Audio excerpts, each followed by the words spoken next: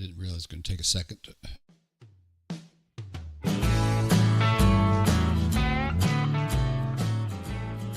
Welcome in, everyone. Today we're diving into something a lot of singers chase, but not many can really explain, that undeniable vocal feel and style you hear in Paul Simon's singing. What makes it hit so hard? Why does it sound so human, so alive, instead of just technically correct? That's what we're unpacking today. In this stream, Brad Chapman, the vocal absorption coach, is going to break down Paul Simon's incredible vocal style and feel, and show you how to learn straight from his recordings. Brad's been doing this for decades, with around 50 years of real-world experience producing major artists, including legends like Whitesnake and Anita Baker. He's also earned 24 platinum records along the way, so this isn't theory. This is the kind of insight you only get from being in the room when great voices get built. And here's the big idea we're focusing on today: artistry isn't just mechanics. It's not only breath support, vowels, and range. Those tools matter, sure. But what separates a singer who simply sounds impressive from a singer who actually moves people is absorption. It's how you take in emotion, groove, and intention, and then let it come out through your voice in a way that feels natural and believable. So if you're tired of sounding stiff, tired of feeling like your vocals are accurate but empty, and you're ready to stop singing like a robot and start singing with real feel, put a yes in the chat right now. Have you ever tried to cover a Paul Simon song? Or any contemporary song? You know, you hit every note perfectly. You had great pitch, great tone, and yet when you listen back after recording it, it just sounded wrong. It sounded like it was kind of boring, like gray, right? It sounds like you were reading from a phone book rather than telling a story. Been there, done that, guys. Hey, well, you're not alone, including me, not anymore, but this is the single biggest frustration I see in singers today. They're obsessed with correctness. You know, we're taught if we hit the right pitch at the right time, you know, perfect pitch, perfect rhythm, we've done our job. Like, hey, we're done, we're good. But when we listen to a track like One Man's Ceiling is Another Man's Floor, we're hearing something that goes far beyond correctness. We're hearing a feeling. This is so cool. We're hearing a very specific, funky shrug about loneliness and that feeling that comes with that apartment building. So, but you know, most vocal coaches will tell you, you got to practice your scales. They'll tell you to work on your breath support. And hey, these things are important, but they won't really help you sing this type of music, you know. One man's ceiling is another man's floor is not classical. It's not choir. It's not even musical theater. It's contemporary. It's what's happening in today's music. It's what's selling out big concerts. Because the magic of this song isn't in the technique, I'm not even going to go there, it's in the absorption of emotion, and I'm going to show you how that works. Today we're going to try something different. We're going to stop analyzing and start absorbing. We're going to use two simple tools, Melodyne and Audacity. They're great, but we're not trying to be sound engineers, and I'm not going to try to make you one. I'll just use them for explanation. But to be mirrors, that's what we're going to be. We're going to look at the rhythm you can't hear. We're going to learn a perfect technique called unison that will change the way you practice, hey, forever. I mean, it's changed so many of my students. I'm going to show you how to stop singing at the song, like, get that technique right, and start singing inside the song. Oh, the story, the emotions, yeah. By the end of this session, you won't just know how to sing One Man's Ceiling is Another Man's Floor. You'll know how to borrow the soul of any artist you admire, including yourself, and filter it through your own voice, which is really where we want to get. This is about moving from being a technician to being an artist. Let me show you how, right now. So we're going to look at a couple of things that really you need to understand before you try to be an artist. Because if you still believe in perfect pitch and perfect rhythm, it's not going to work for you. So I'm going to be pulling things up on the stage and showing you. And Ken is with me today. He's my guest and student, and he's going to be the man who's going to kind of do things for you so you don't have to do them until you start working on the program yourself. So you're going to get a good demo of what it'll be like you at home working on the Vocal Muse system by yourself, because we've shown you how. So this is like a great demonstration. Before we move on, let's say hi to Ken. What's happening, buddy? Hey, how you doing? Hey. As you can see behind me, I'm coming to you from not really, but Tonopah, Nevada, where if you can look behind me, there's some guys that Oh my kind gosh. of remind you of the sheriff's car that's waiting for you there Oh, when you go through town. So, what did I do wrong? you went 30 miles an hour instead of 25, or 35 instead of 30. Okay. At any rate, they do look a little intimidating. It's kind of a fun background. Well, you're a fun guy, so why not? Yeah, I've been collecting pictures for my Americana themes that I can run in the background as I go through the Wild West, rivers, roads, lost love, and wanderers. Wanderers, yes. So that's part of my process here. Cool. Well, let's show them what this is about today. So I'm going to put Paul back on the stage so that you can remember who we're talking about. Paul Simon, incredible artist. He's the one that Ken has chosen to learn from today. And here's the section that we're going to be working on. So this will give you an idea of not only what we're going to be doing, but also how you can compare this to the other demonstrations I'm going to give you. So just listen for a moment. It may seem boring, but it's not, because this is incredible music. It's just apartment house fools, so all you apartment house fools, remember one man's ceiling is another man's floor. One man's ceiling is another man's floor. Right, so that's the great man. That's just that great track. What year was that, Ken? Do you know? I don't remember. I've been working on that song probably since the 1990s. Yeah, because he's got some live versions that are fairly new, but that particular recording, I think, was not from the Boxer album, but No, it's from Masquerade. Masquerade. Okay, so yeah, was that '90s then? Oh, it could be.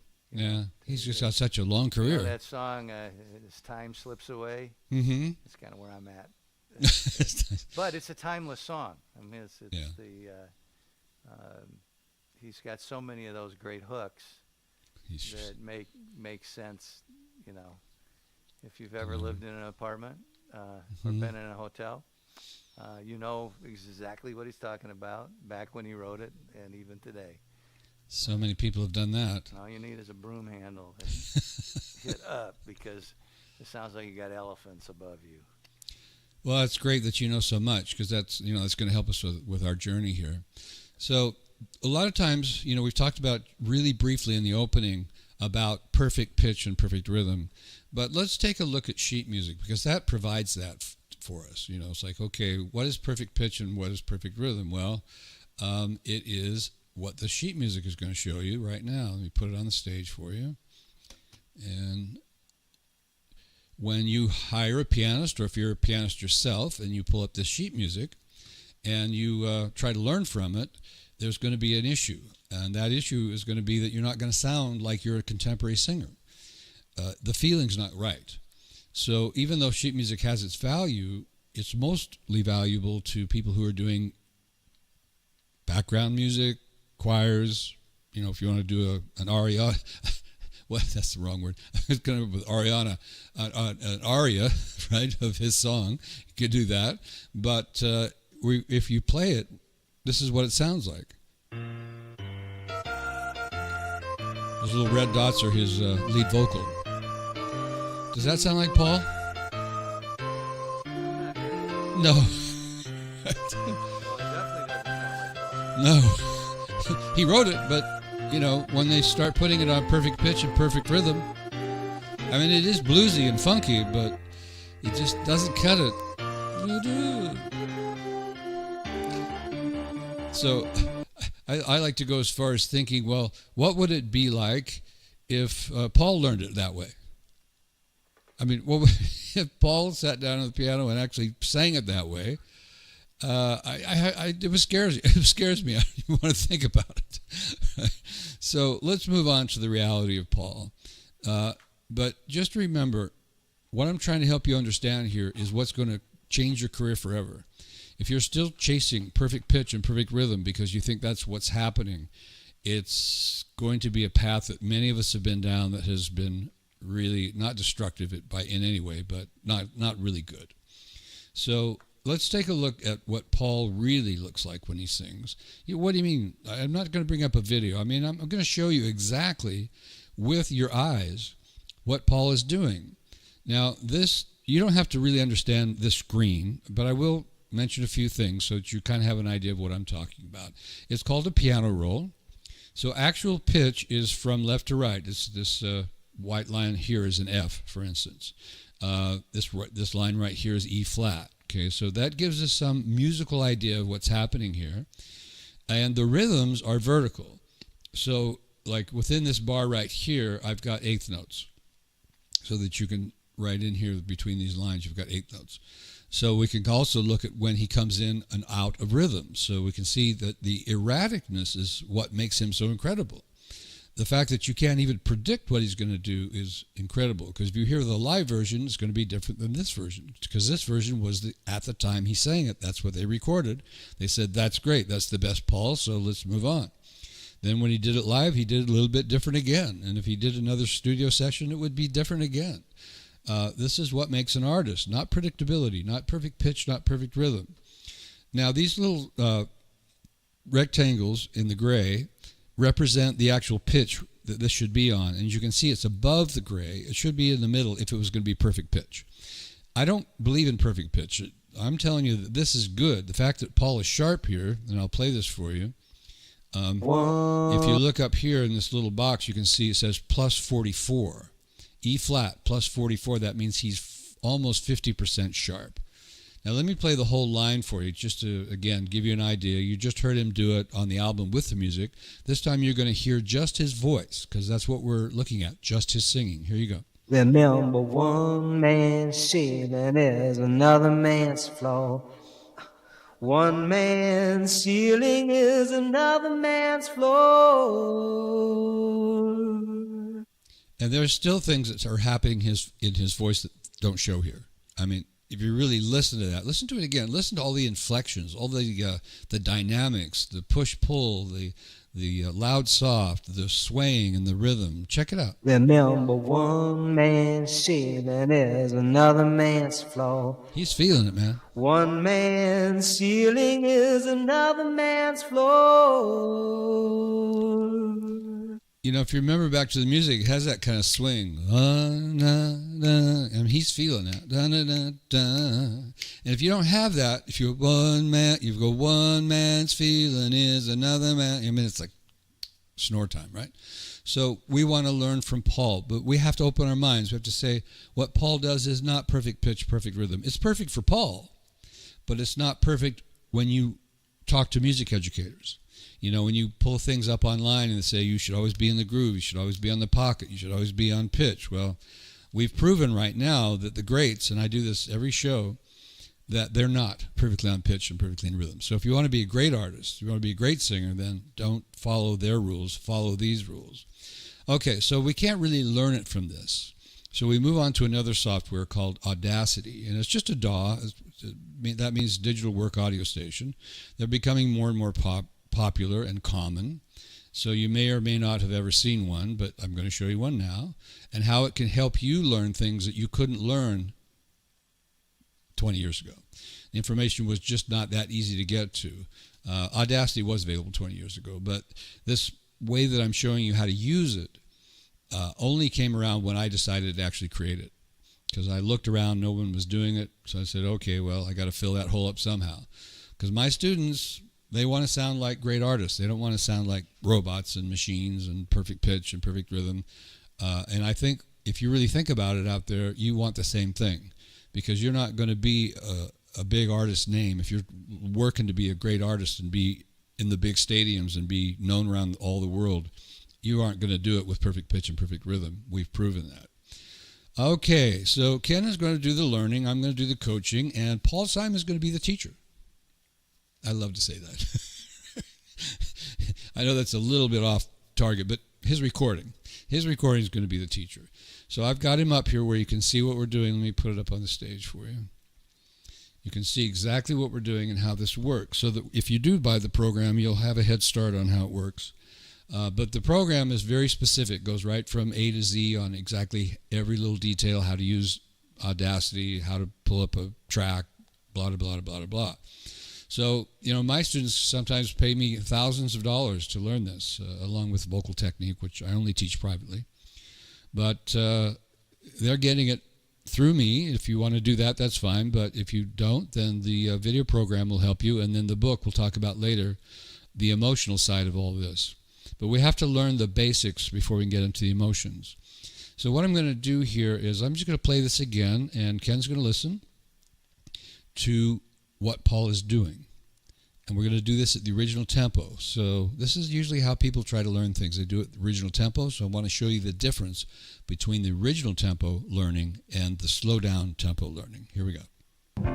It's just a partner house fool, so all you partner house fools. Now that's the introduction, right there. One man's ceiling is another man's floor.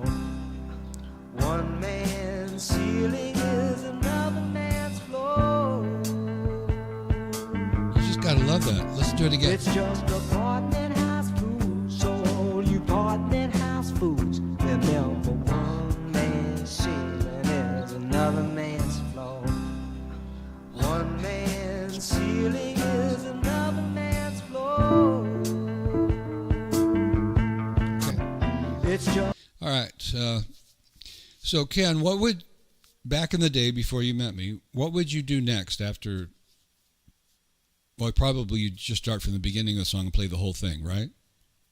I usually, yeah. In fact, I've done that with Simon and Garfunkel songs since they were among the first artists that I dialed into back many years ago when I was a teenager.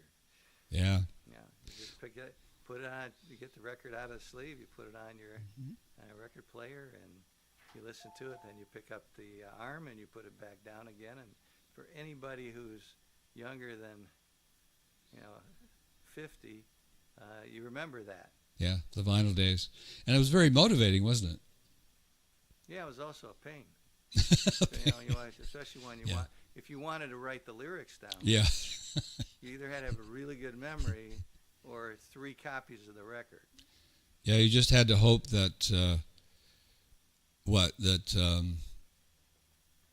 I lost track of what I was talking about. Well, I'd get out my yellow pad of paper. Oh, that's right. Yeah, you'd hope you would hope the lyrics were on the album. That's what I was going to say. But quite often they weren't. And they weren't in the then jacket. to figure out, and Paul Simon is particularly difficult because his music is very complex. He's not a 3-chord kind of guy. And you'd sit there and try to figure out the chords to play. And maybe you could get some sheet music. And then that would put you on the wrong path, right? Sometimes. Well, sometimes, but it'd at least give you the chords, right? And then you could chunk along with it and try to make it work. Yeah, I remember sometimes they were wrong though. They had the wrong chords. Yeah, and then if you wanted to transpose, now all you do is you just go in and say up 1, down 1, up 2, up 3, and you had to pretty much, okay, if I'm going from a D to a G here, then I'm going from an E to a B here. It was pretty onerous. I mean, it wasn't a lot of fun. So what we're getting at is that the new technology is making it so much faster for you all to learn. And so that's why I'm adopting it. I could teach you the old way, but why spend years when you can do it in months, right? And then you can move on to other things, more great things, more creativity, more, the other thing about Paul was he's a great poet, so there wasn't a lot of repetition in his lyrics either. So he has a lot to offer, and we've got his recording, and I'm telling you how great he is, so he's going to love this show if he ever watches it. Now, the next thing is, again, if we do it at the original tempo, we don't hear a lot of details because we're used to that. We're used to hearing him do that, and it's entertaining. I wanted to play that original tempo because it's wonderful. But if we want to learn from him, we need to do what athletes do nowadays. They take the video of a great athlete and then slow it down. So we're going to do the exact same thing. And musicians have been doing this for years. That's one of the reasons I thought of this, is because I was a musician and I did slow things down when I could. If I couldn't slow down the recording, I would at least slow down what I was playing. until I could master it. So you can see right now I've got a little window up that's allowing me to change the tempo.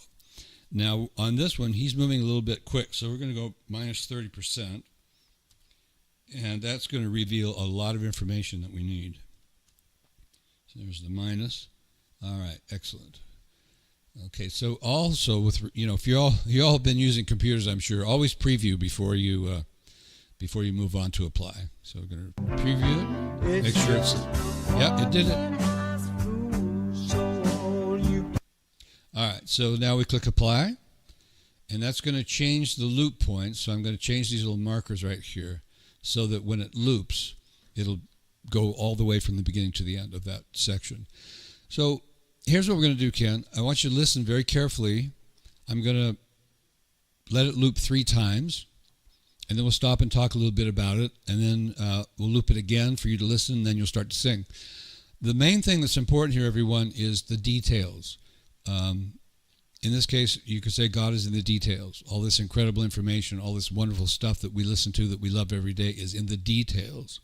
So that's why a lot of people miss it, because they're not listening for the details. Okay, you know where I'm at, Ken? Are you ready? Yep. All right, here we go. So this is the introduction to the phrase we're learning. We don't sing here. That way we can get into the rhythm, get into the feel. Another man's flaw. One man's ceiling is another man's floor.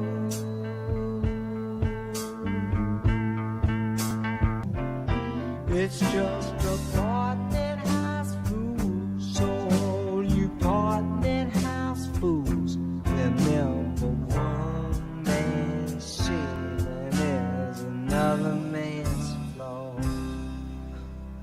One man's ceiling is another man's floor.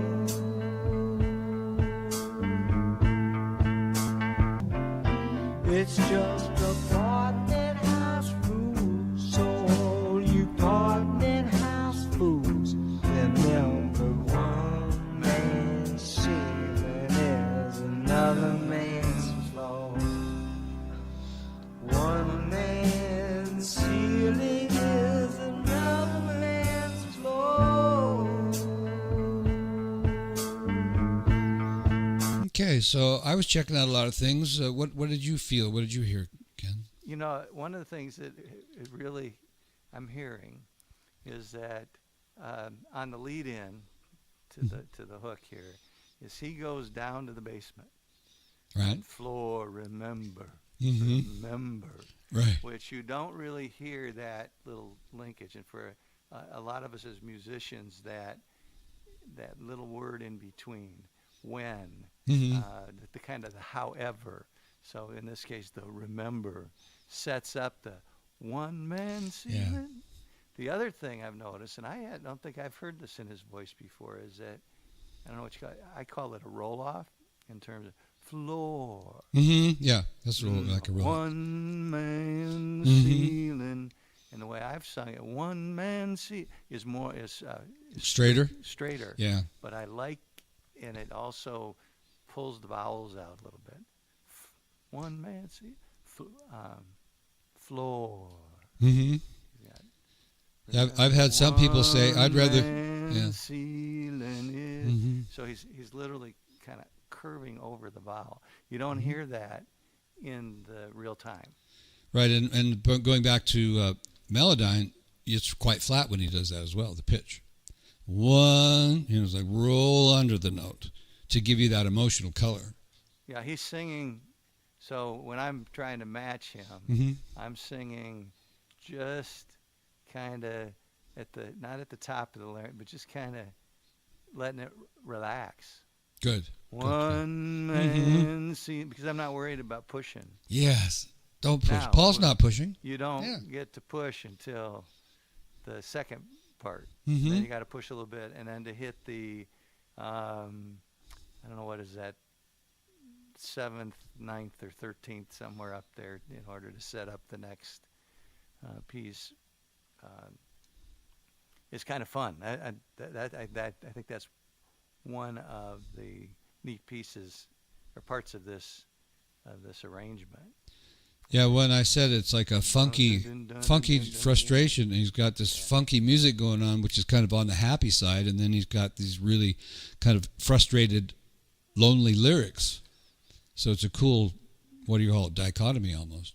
You know, if you've ever walked through the trash in a walk-up going to your apartment on the 8th floor, Yeah. that's what you're smelling and you're hearing and you're seeing, and you know you got people living with you you really would rather not, which is Mhm. why we all prefer single-family Right. dwellings out in the suburbs.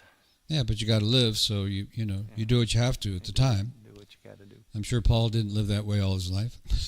Probably not very long. And maybe not even at all. Maybe he just went in to see what it was like. Sometimes writers are not writing about their own life; they're writing about somebody else's. So some of the things that I notice, back to kind of myth busting, is again, teachers will tell you should have perfect diction. Well, if we listen to Paul here, we're not hearing perfect diction. We're hearing almost a slurring. One man, one man. It's not one man. See, it's like it's like almost a mumble. But that's what makes it cool. That's what makes it blues. Paul got this from blues singers that he heard over his lifetime, and then created his own feel. What else, Ken? Let's give the audience some details. Well, I think that if you listen, he's punching every word. One man sealing it, which again, in real time you don't hear it quite as much. Mm-hmm. The other thing, and you and I have discussed this in other shows, that I think where I go to a little different spot is that while it's I think it's really good to capture, and I like it lining up with what he's singing. But what makes him successful is he's being himself in this piece. And if you listen to his other music, especially in this time frame, that whole thing, he's just Paul Simon. Absolutely. Kodachrome, me and Julio down at the schoolyard, which who knows what that even means. Yeah, Mama Pajama rolled out of bed. Right. Went It's to the fun. police station. Yeah, it's fun. Saying, okay, what does that mean? It's like a rhyme. And now you sing Kodachrome and nobody knows what you're talking about. Because It's that's become a old days. historical, historical relic in less than 30 years. You have to Google that. If you go back, and for those of us who sing Americana, there's references to stuff that has come and gone. In fact, the picture behind me, there's probably a buggy whip or two in there, and we know what happened to buggy whip makers. Yeah. Well, Ken's definitely an Americana guy. Does Americana music. You need to check him out. His website. If he'll come, maybe he'll come out, play in your backyard, do a porch thing. He's a blast. It's a lot of fun to listen to. He talks about the stories, and this has really helped him, he says, to slow these things down and really take them apart, so that we really understand what these people are doing. Because at the original tempo, one of the things that I've noticed is that at the original tempo, we're just being entertained, and we just assume that his pitch and rhythm are perfect because he's perfect. We just love that. He got recorded. He's made millions of dollars. He's Yes. a superstar. But I think what it also does is that as you work through how he's doing it, it says I can sing my stuff my way because he did it his way. That's right. And Frank Sinatra did it His way. Another historical Yeah, reference. well, something we might want to try to do a Paul Sinatra. Paul Sinatra. He had at least the one musicologist that I listened to, a relatively limited range, but he made the most of it. Sinatra or Simon? Paul Simon. Frank Sinatra. Yeah. Because he baritone. His tenor stuff was right around E's and F's. Occasionally, maybe a G he'd try to force out. But yeah, he knew where he lived. Yeah. So and I think that's just part of it here is that work your favorite people, because for me, Paul Simon, it's part of my musical DNA. Back Bridge Over Troubled Waters, The Boxer. What's the Subterranean Blues. Maybe that's a Dylan song, but Sound of Silence. Oh, what a great song! Take Yeah. it back to there. I used to lay back and just absorb Mm-hmm. that music and the vocals with him and Garfunkel are they're still amazing. They are. But I think what allowed him to come out of that duet into his own stuff is that he just, he wrote most of the stuff anyway. Right. He just came out into just a whole big genre of everything from, Euro beats, African beats. Mm-hmm. That was fun. And just really, gets into the music. And now he's begetting another generation. That's a great thing about great artists is you can follow them, through your life and through theirs. It's not just, okay, well, sometimes great artists will disappear, but most of the time they hang and they keep doing new things, and you're able to follow their lives and grow as a person. Okay, so you mentioned the word absorb. Excellent. Thanks, Ken. So that's what I want all of you to do now. I'm going to play it again. We're going to loop it. Now, if Ken was doing this on his own time, not out in the world where we're worried about how long we do things, he might listen to this 20 or 30, 40 times, absorbing it. Because as we've proven, what Paul does is very erratic. You can't use musical theory. I tried when I first started this. You can't use musical theory to figure out what he's going to do. So you can't plan. You can't dictate. You can't approximate. You've got to really listen to what he's doing and absorb it until it becomes a part of you. Then Ken will sing along and see how much he's absorbed.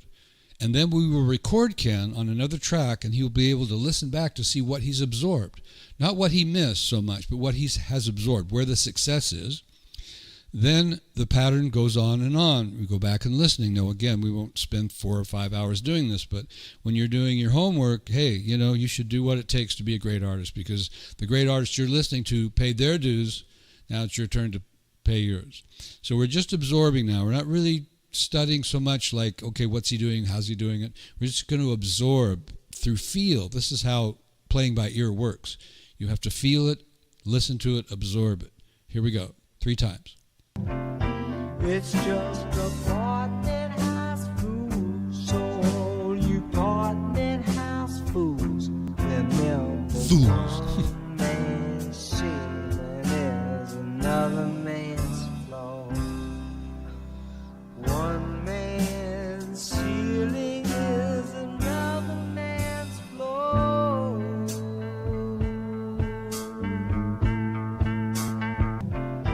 It's just a partner house fool. So all you partner house fools, remember one man's ceiling is another man's floor.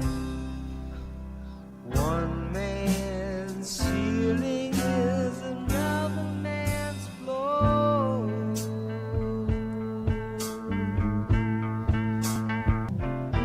It's just a partner house fool. So all you partner house fools, remember one man's ceiling is another man's floor. One man's ceiling is another man's floor. All right, excellent. So if anybody's getting bored with this, then you're not in the right place at the right time. Because there's so much to learn here that being bored is just not even part of what I would think. Because I love doing this, I want to be good, I want to be great at it. All right, Ken, so go ahead and sing it a couple of times. Try to repeat what you absorbed. We realize that you haven't had time to absorb it completely. That's why we talk about practice versus actually like a lesson. If Ken was doing a lesson, we were doing this, it'd be the same thing. I wouldn't have him do it 20 or 30 times here in the studio. That's kind of what homework is. Ready, Ken? You let her rip. All right, here we go. It's just a partner house fool. So all you partner house fools, remember one man's ceiling is another man's floor. One man's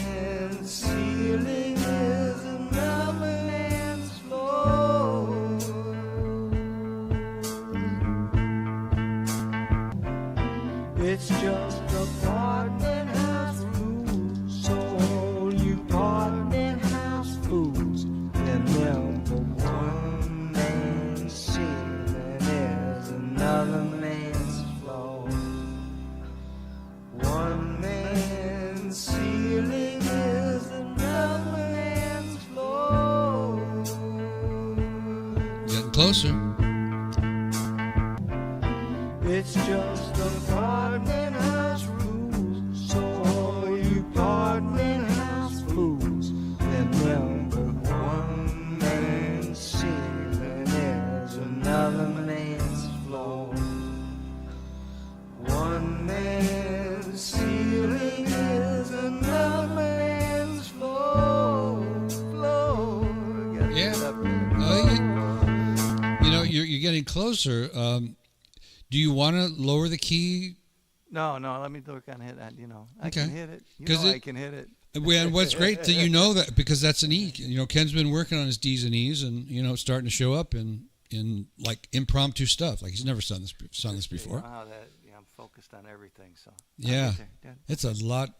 It's a lot to assimilate, guys, and that's why I talk about practice. You got to go back and forth, because if you try to get it all at once, either you're a super genius and you don't need any of this, Well, so or it's kind of as part of the process. Yes. I'm focused.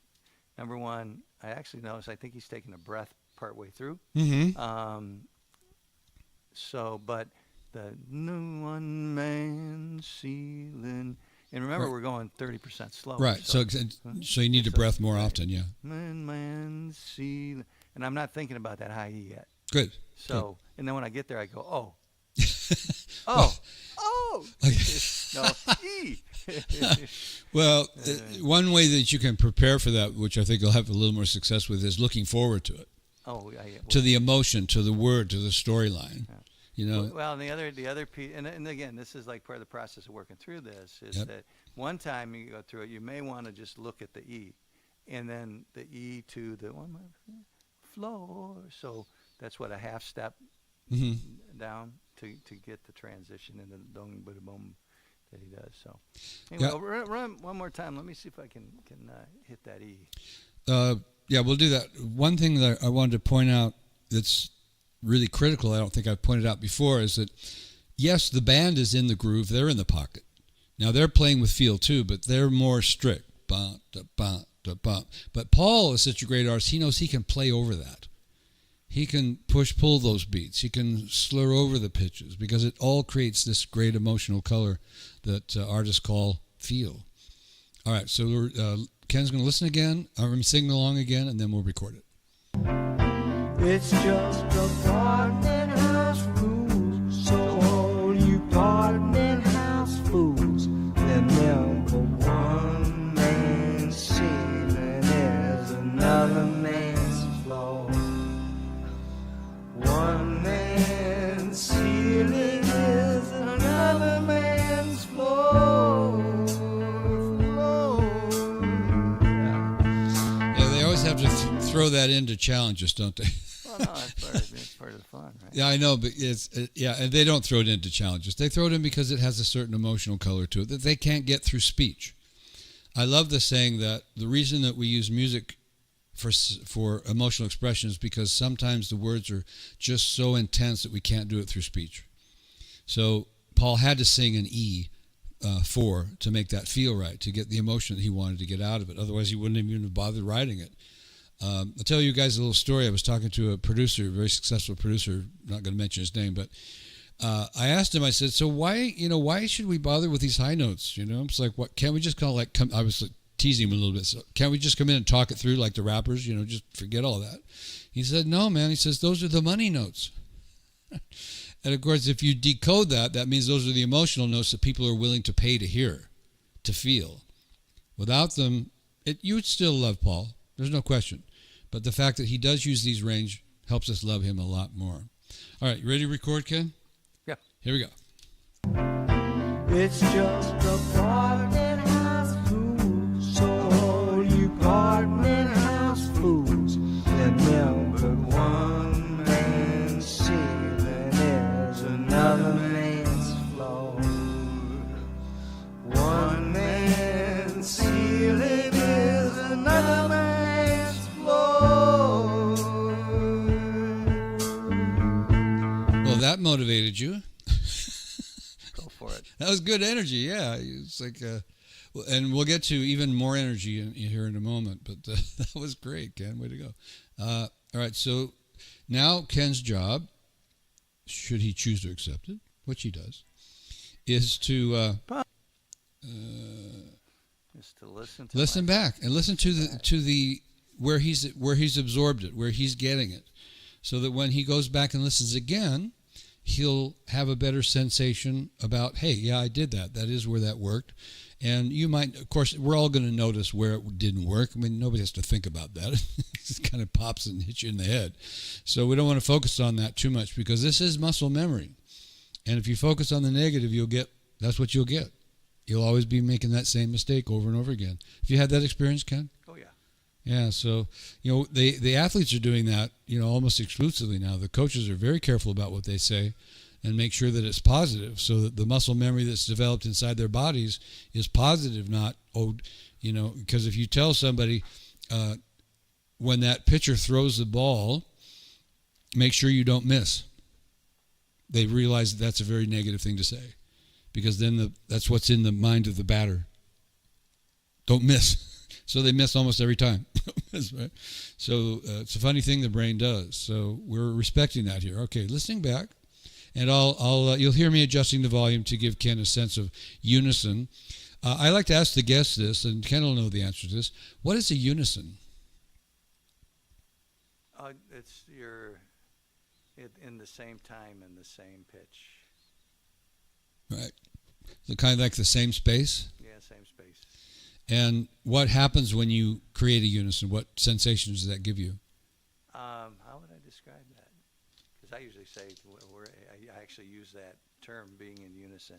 Yeah, you're basically lining up in the same space as the artist. Or if you're singing unison in a choir, you're all singing on the same note. You're literally on the same page. Yeah. How does that feel? It usually feels pretty good. Yeah, it's like, ooh, I got it, man. One of the things that my musical heroes do is they get people singing. Yeah. First you sing in unison, Mm-hmm. and then you sing in harmony, which Yeah. has its own thing going. Special on. colors. Yeah. In fact, just a quick aside, I've been getting a feed from a young man whose name is Jacob Collier.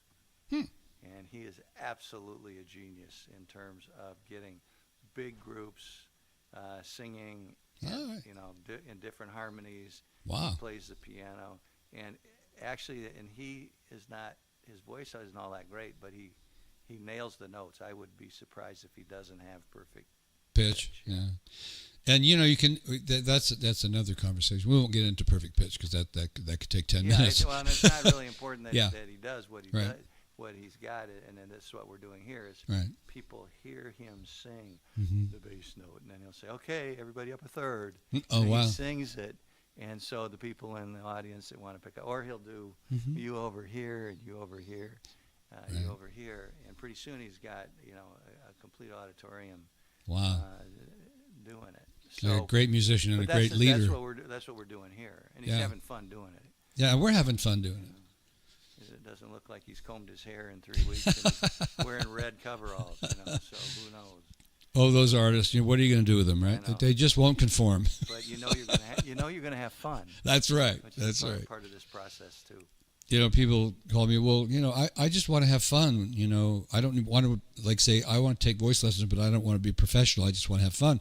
I tell them, look, you're already a professional, because that's what we do. We just have fun, right? And so Exactly. if you're having fun, you're acting like a professional in this business. It's backwards. In fact, I was even confused at once when I started working with great artists and started to realize that they were just a bunch of goof-offs. I was like, wait a minute, you're supposed to be the professionals. They give us this image that, I don't know where I got that image, but I thought they were like really professional. But what you find out about them is that they're having so much fun, they play a lot. And when they play a lot, they get really good. So they're not thinking like, I got it, like the teacher's going to slap me on the back of the head if I don't play this chord right. They're not thinking that. They're thinking, I want to play this chord right because it feels really good and I'm having fun, so I'm going to do it over and over and over and over. And then what you hear is mastery when they play. All right, so now we're going to hear Ken doing his unisons as close as he could get with Paul, so that he can learn how Paul does what he does. It's just apartment house fools. So all you apartment house fools, remember one man's ceiling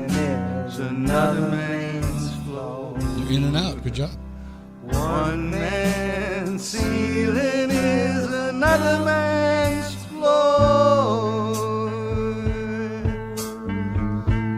See, now your last note, you were actually louder than him. You kind of, he really falls off of it, floor, and you were stronger, which is okay as an artist. Maybe that's the choice you'll make. Well, it's right? also why I was running out of air before he did. Okay. Right? So Well, now that, I don't know. But see, that's a good point. So once you know that I will hear that next time, Yeah. I will back off, and and he slides down a little more than I do. Yeah. And like as you know, I call it kind of a choir syndrome where you got to hit the note as opposed to sliding around it. And, Right. So that gets in your head and makes you so right. yeah. It's what we call an injunction. Mm-hmm. It's injunctive music. You got to do this way. Right. End to one, end to two, end to three. So, Right. We're here to learn. yeah. So that little kind of slide, and I think that shows up in the Melodyne where he does. It did, yeah. In fact, there was a harmonic in there. I didn't point it out, but it was really interesting. And I put the pointer on it and actually played it, and there was a tone there, but it was like, we'll say, well, another man's. That was right there. See, it was another man's feeling is another man's floor. Another man's feeling is right here. Another man's. It's like almost an octave.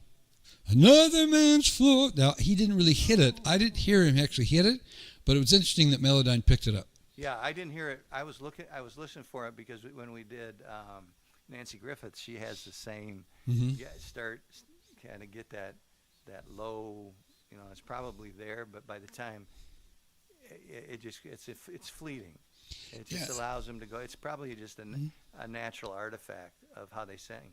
Yeah, and it's, I think the really powerful part of it really gives us a sense that they're human and that they're talking and that they mean what they say, because it's not predictable. You don't know what they're going to do.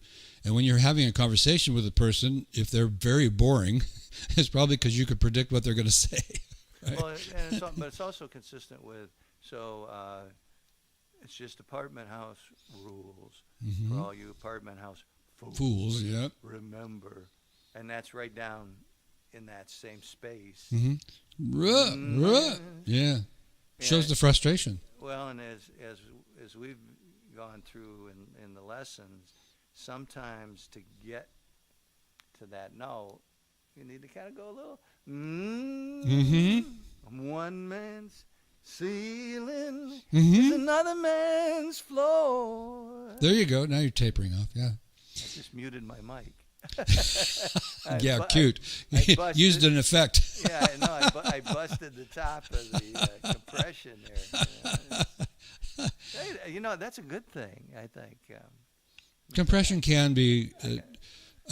In my book, I talk about one of the negative things about compression you have to be careful of is that if you're used to singing, say that you're singing around 50 dB, and all of a sudden you jump to 70, and that's what you're used to hearing, if they come in and clip that down to 60, you'll start pushing really hard, and you lose your voice.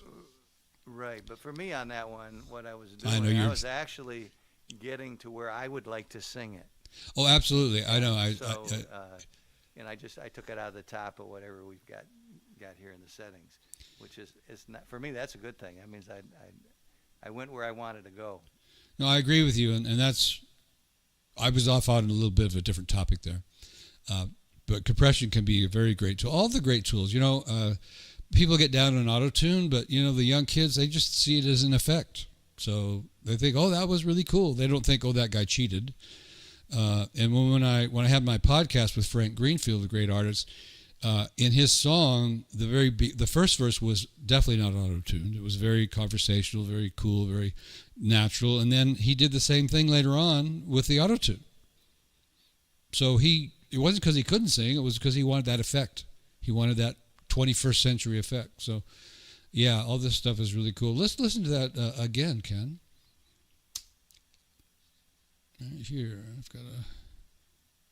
didn't do what I thought I was going to do. Here we go. It's just apartment house fools, so all you apartment house fools, remember one man's ceiling is another man's floor. One man's ceiling another man's floor. Oh yeah, he did hold the note longer, but he got quiet sooner. Yeah. Now, one of the things that we listen for is when the unison happens between Ken and Paul, it gets a little bit hard to tell who we're hearing now. That's what we want. We want to kind of disappear into Paul's voice, or he's disappearing into ours. That tells us that we're in the same space together now. What do we learn from that? We're learning what Paul knows. Let's move on to you've already brought up the emotional part of this a little bit, so let's move on to that. So you know this song a lot better than the rest of us, and I would ask you this question anyway. So in this phrase, what emotions, not stories, but what emotions would you say Paul is going through? That one always kind of stumps me a little bit. I think there's a lived experience, kind of an angst, for lack of a better term, that, you got to remember that there's somebody below you. And what does that feel like, to remember there's someone below you? Yeah, it's more than wistful. It's almost cautionary.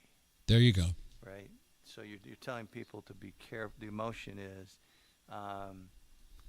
not necessarily fear, but being vigilant. So he's noticing the bloody purple nose, the bloody purple clothes. Mm-hmm. So when you're in that environment, it's okay to be a little bit concerned about your welfare. Right. And so you believe he's feeling that then, right? Oh, yeah. I think, Yeah. What's interesting with Simon is that, some of this stuff, when he sings about diamonds on the soles of her shoes, okay, he feels that. He feels the disparity in kind of income and position, and he's writing about it, and that's his metaphor. Is there frustration in that? On his part, do you think he feels any frustration? No. I think he's more of an observant. Okay. Like I said, I think, and you can feel vigilant. In fact, behind me, vigilant is what those four guys are doing, standing up, saying, who's coming into our town. Yeah. And it's the same kind of feeling. You just got to remember that that's their space too. Mm-hmm. And so that whole sense of raw community. Oh, there you go. Is, and we're only going to let you through. You can only live here if you get it. Mm-hmm. Oh, get it. I like that one. So get it would be like, what emotion would that be? Get it. So a sense of harmony, almost like I get it. I know how to live here. I can handle this. Yeah, but it's rougher than that. Rougher? It's rougher. It's not harmony. Okay. It's coexistence. Okay, there you go. It's not harmony. It's so what would coexistence feel like? We're all like? here, so let's not shoot each other because, we're just, or don't punch me out. Mm-hmm. And he sets it up by saying apartment house rules. Mm-hmm. So it's like, don't you be stomping on my floor. And up above, because that's out of the rules. Shut the what up, and and that sense of grit, and that's not necessarily. It's an attitude, maybe, huh? But it's an attitude. Yeah. When he says, apartment, I saw you fools. Mm-hmm. Remember one man, So there's kind of a.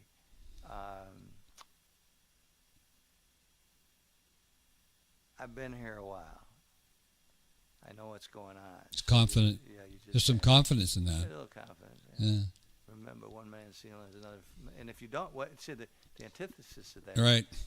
What if you forget? It's a warning. Yeah. So why was there a bloody nose? Mm-hmm. Right? Why is there purple clothes? Somebody didn't follow the rules. Yeah. And so there's some fear. Maybe not the kind of fear that makes you shake, but kind of fear like, I don't want to have to get in a situation where I have to punch somebody, right? Watch your back. Yeah, watch your back. There you go. Cool. And that's a feeling. Mm-hmm. Very much so. Yeah. The hairs stand up on the back of your neck, and you know something. It's like coming up from a dark basement. Yeah, that's. You're gonna get up Oh, the yeah, stairs as fast as you can. Yeah, they're talking a lot about the fight or flight. That's really good in the out in the forest, but can become neurotic if you live that way constantly. Always in fear. So, but this is a way that also the person can kind of get that fear out, is singing about it. Cathartic. Yeah. So now we're talking about the book that I wrote called Sing from Feel, which is all about what you get from these artists is how to feel things. Now, what we're going to do next for this demonstration is the power of all this, and that is that Ken's going to sing it his way. And I've used a stem splitter on this so that we have the music all by itself and we have Paul by himself. So I can mute Paul. We can say, Paul, thank you very much for teaching us. Now we're going to experiment with our own way of doing this. Now, it might take Ken a minute to listen to this and get into where the music is. I don't know how many times he's heard this, but this is the hardest part. Yeah, picking up so you're not, one beat behind. Right, so we'll let him listen to it a couple times, just the music by itself, just to get a feel. I may hum along a little bit and just sure. get into it. Well, it's great because you're showing us how we could learn. Mm-hmm. You're giving us tools. Mm-hmm. Yeah, exactly.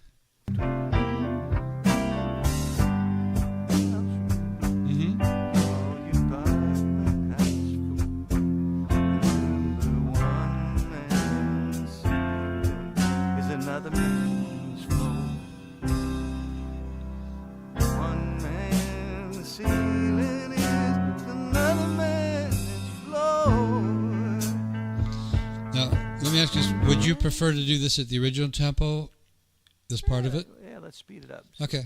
Sometimes that's easier. Yeah, well, you're not. It's easier, and you're not quite as exposed. Oh, sure. I'm not that I'm not too terribly self-conscious. Yeah, here, you're great. We really appreciate you doing this, and show Ken some love in the chat. Let him know because you can see the chat window, right, Ken? Yeah. So let him know, you appreciate what he's doing for you, because he's not making a lot of money doing this, believe me, but he is learning. It's just Hold this, sorry. I was trying to make an adjustment and it kicked in. All right, so here we go. So we're going to loop this, and Ken will just kind of feel it, get a sense of what it's like to be there without Paul. Now, when you use this Audacity, if you can slowly remove Paul's voice. If you want to take the, when you're on your own, you have the time, you can remove him 20% of the time or whatever until you feel like, okay, I really know what's going to happen here. But Ken's such a great guy, we're just going to, we're doing what's called throwing him under the bus. Right. Talk about gritty, right?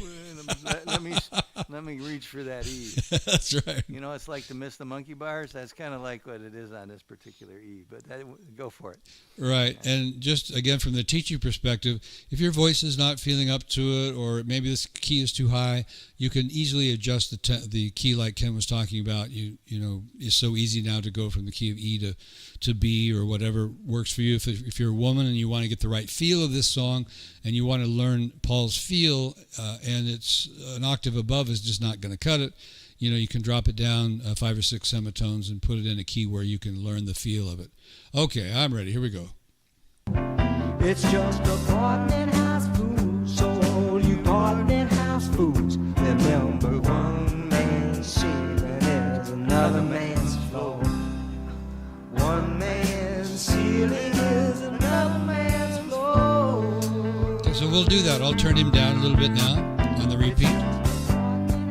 Oh, that's a little too much. All you apartment house fools, remember one man's ceiling is another man's floor. One man's ceiling is another man's floor. Okay, one more time with Simon down more.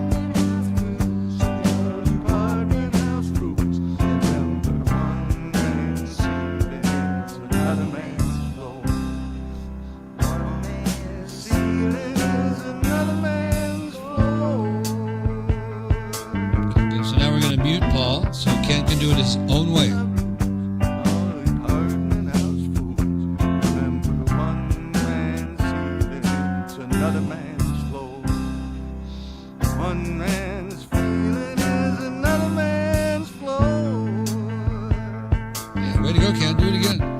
definitely different. Don't be man's fool. One man's sheep is another man's flow.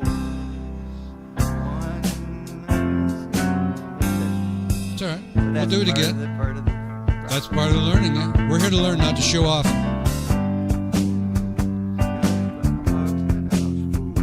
Remember, one man's healing is another man's flow. One man's healing is another man's flow. All right, so we all heard Ken get a little bit better, a little bit more secure, doing it his own way. And I want to promise you all that I'm going to stay with reality here. We could have rehearsed all this and tried to show off. Like, listen to how we can sing like Paul. No, we're not here to impress you with how we can do this. We're here to impress you upon you how to learn. So this is learning, not show. And I know some of the stuff that you guys watch is highly processed. I won't mention the voice teacher, but someone pointed out the other day that apparently this voice teacher is auto-tuning her demonstrations of her students, right? So they sing it, and then she goes in and, or whoever, somebody's going in and correcting the pitch. So that's all very impressive, but it's not going to teach you what you need to know. And I certainly would not tune Paul's voice. It would ruin it. Just completely destroy it. Do you want to record that, Ken? You want to hear that back? Sure. All right. This is rough, raw, and unedited. Right. And this is part, again, the learning is like, okay, as an artist, I just threw something out there, and I'm listening back to see if I liked it. And if I didn't like it, then I know what to do next. Or if I did like it, I know what to do next. So we're going back to this all being about learning. Here we go.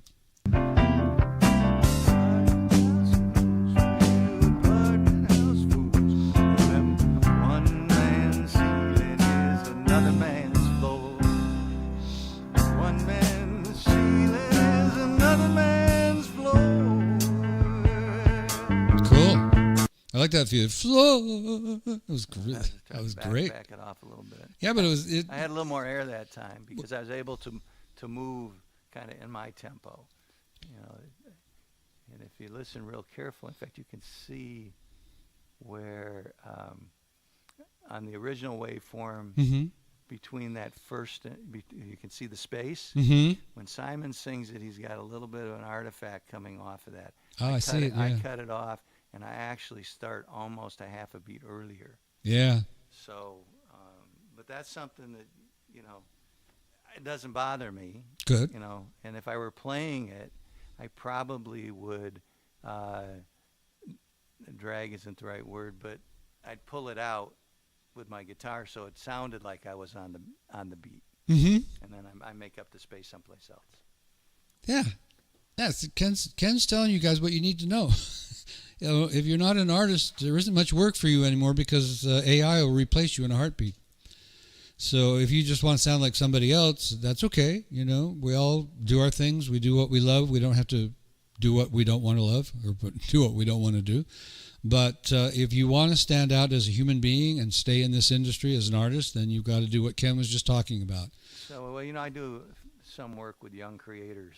Oh, good. And I love that they call themselves that. And what their core kind of, if they don't say it, they're speaking or singing their truth.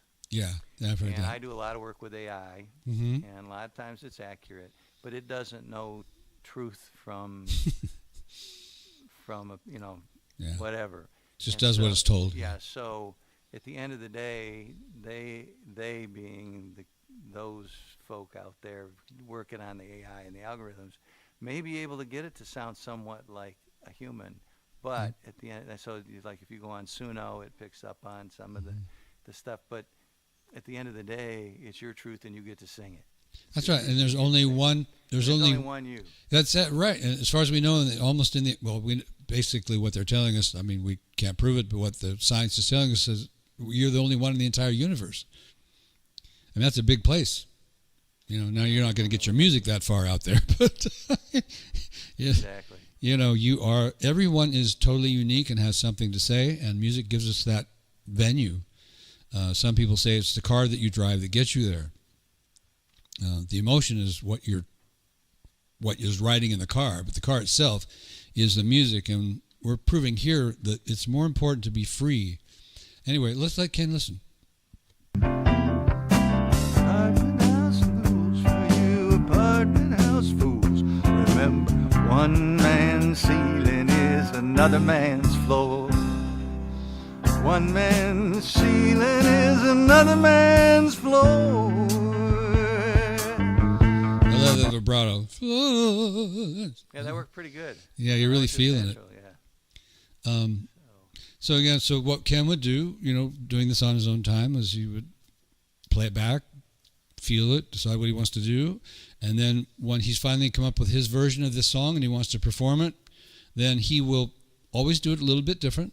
So if he does the show, there'll be different people there, different things happening, so it'll be a little different, but he'll have the basics down of what he wants to do as an artist. And it's such a cool feeling. One of the things that I love about what you just did, Ken, is it's off the cuff.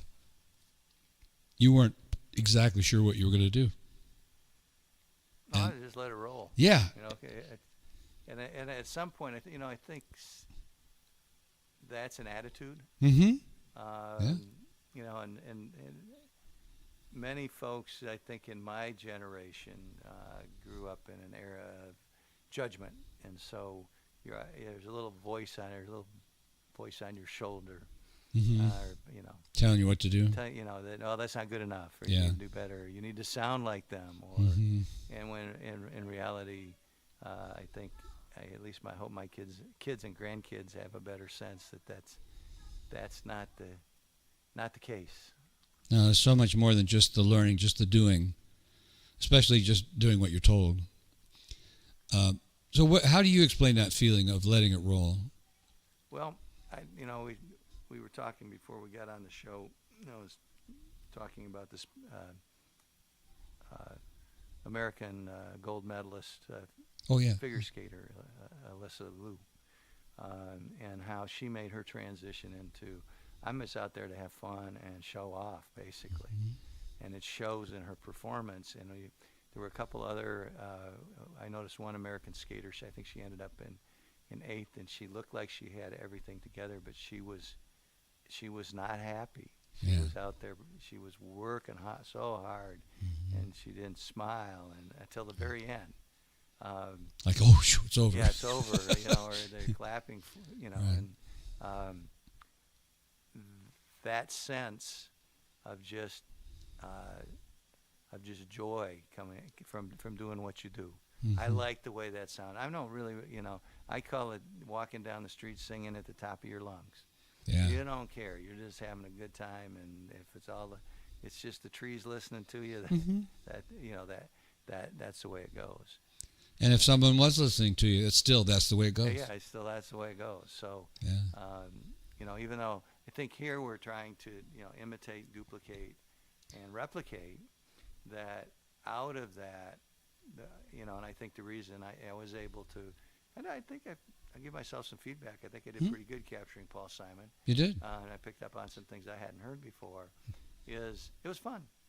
Let's see if we can get it. Just stay, as they say, hang loose. Yeah. Yeah. If you're getting anything out of watching this, guys, he just summed it up. I love improvisation because I don't know what I'm doing, and it just feels great. Just no planning, no critiquing, no wondering what it's going to sound like. Just do it. Just let it happen. One of my favorite sayings is, if you're thinking, you're stinking. Yeah. Yep. And, Yeah. So there's a release point for all of us there, and sometimes you really do have to pay attention, focus on it, and evaluate yourself. Well, for the beginning, and that's what we were talking about. You listen back to yourself. You have to make decisions as an artist, right? Once you get there. So you've told me before on some of my songs that you're done. Mm-hmm. You don't need to take it work on it any harder, any further. Now, did I listen to you? Probably not. But I did take that. Thanks, Ken. I did. I'm still making it better, But as my voice has gotten better, Mm-hmm. I also have a little more dynamic and a little bit. I can do more with it. So I got to go back and revisit it. But essentially, it's in good, good hands. So. No, I mean, that's another challenge, to get beyond the stinking, get beyond the thinking you're stinking. And what we kind of did today, what we were heading towards, which again, with more time, Ken would get there, is not thinking at all. Just, I know the lyrics, I know the tune, I know what Paul Simon did, I know that what I do is going to work because I've learned from the greats. I've learned from James Taylor, and I've learned from John Prine, and I've learned from the Beatles, and whoever's had an influence on you, and especially if you go through this program and really learn what they do, and you can learn every phrase in the whole song. There's just a tremendous amount of information here. We could go on for hours and really have a blast, but I think that's putting a lot of load on you guys that are trying to follow what's going on here. But we've gone from learning from Paul Simon to being able to do it our own way. So I'm going to kind of summarize what we've gone through here, and I don't know what happened to what I put in the chat room. It should be there. But I hope do you see anything in your chat room from me? Just a second. I do not. So I don't know, something happened in the transference of when I put it in there to actually doing the show. Anyway, if you're watching YouTube, down in the description is the links to my show. But let me just kind of talk this through. All right, so we've covered a lot of ground today, haven't we, Ken? We have. Yeah. And before I forget, Mm-hmm. let me give everybody my website. Oh, yeah. kblang.com. Absolutely, You man. can get in touch with me. Did you put that in the chat? I could. Yeah, do that. Put in the chat. Okay, let's see. How come I can't type there? Oh, you may not be able to as a guest. Okay, there it is. Oh, you did. Okay, good. Yeah, I couldn't get my stage name, if you will. I Mm-hmm. like to say I'm Ken Lang, but my friends call me KB. KB Lang. Oh, just KB, yeah. And KB. And so did my mother when she was a little irritated with me. KB. Hey, KB, where were you going with that? Right. Get in here and do the dishes.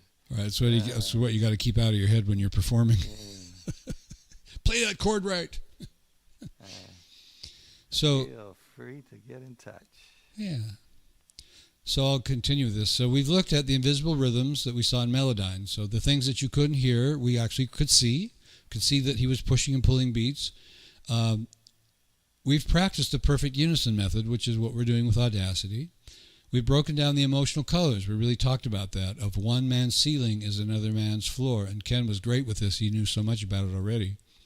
But remember, these things that we're showing you are just tools. This software will not make you a great artist. Just ask a great record producer or a record executive. They'll tell you, you make you an artist. So this is the process where you go from learning from Paul to becoming your own artist. The artistry gap is that space between knowing notes and feeling notes, which is where we got to. We knew the notes. We looked at them on the sheet music, and then we thought, no, that's not going to work, so let's see how Paul does things. We figured that out. Now we'll learn from Paul. But, most people, and Ken and I can attest to this because we spent, too much of our lives, trying to cross that gap with scales and exercises. Now, maybe Ken not so much, even though we've been working on it a lot lately. Just you could get some basics to get those E5, E4s and so forth.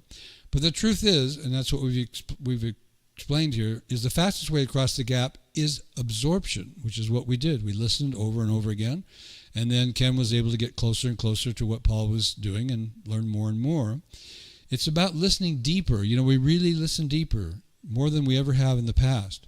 It's about being humble enough. Ken was really humble to sing along with Paul and not have an attitude about it. So he blended his voice with the greats. So whenever you use this Vocal Muse Suite, you blend your voice with the greats, and then that helps your artistry incredibly so. It's about realizing that perfection is boring. If we, again, back to that sheet music, that's boring to hear that song played that way. Emotion is everything. We've really covered that well. If this approach resonates with you, if you loved what we did, you want to do more of it, if you're tired of being a beginner or a good singer and you want to become a great artist, then I'd say I'm going to invite you to come deeper with me. So go to my program. I've used my 60 plus years of experience, the same wisdom that guided Whitesnake, REO Speedwagon, Anita Baker, if you don't know them, they're classic artists. They've sold millions and millions of records. And I've earned myself over 24 platinum records. So what I'm telling you works. I'm not just giving you a theory here.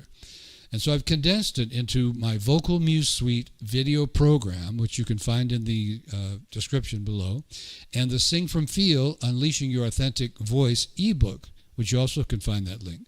So go down there and just click on those and see what's going on, because that's where you're going to really learn, is after the show.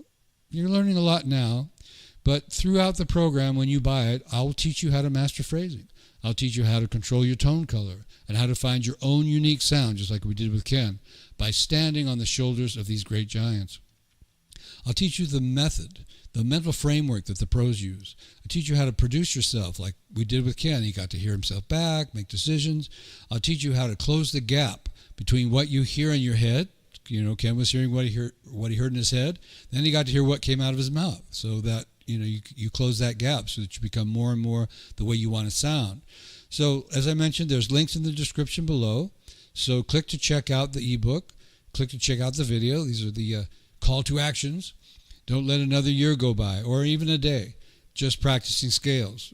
Practice them, but not just. Start practicing artistry. Add it. Even if you're a beginner, add your artistry now. It's going to be too late 5 years from now. Start practicing decision making.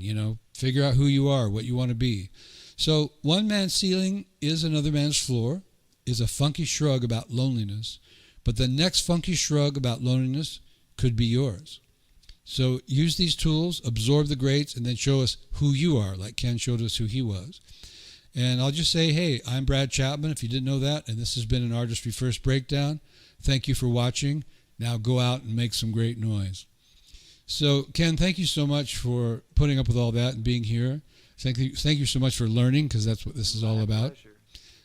Any questions, last-minute questions you might have about what I was trying to teach you here? No, I just would echo your encouragement to other folks. Just get going on it. It isn't going to happen until you pick up the guitar, or until you get your microphone set up and start working it. Yeah. And once you go on that journey, it's very addicting, isn't it? Oh, yeah. Well, some of us would. I've talked with other singers and singer-songwriters, and there's many other things we would give up before we give up our voices and our ability to sing, and to sing with other people and for other people. Right. So take that, AI. How are you going to do that, AI? I don't know. I'm sorry that I missed that point. Let me refocus that. Let me reprocess from around the world, go to the internet, reprocess what you just told me, and come back with an answer.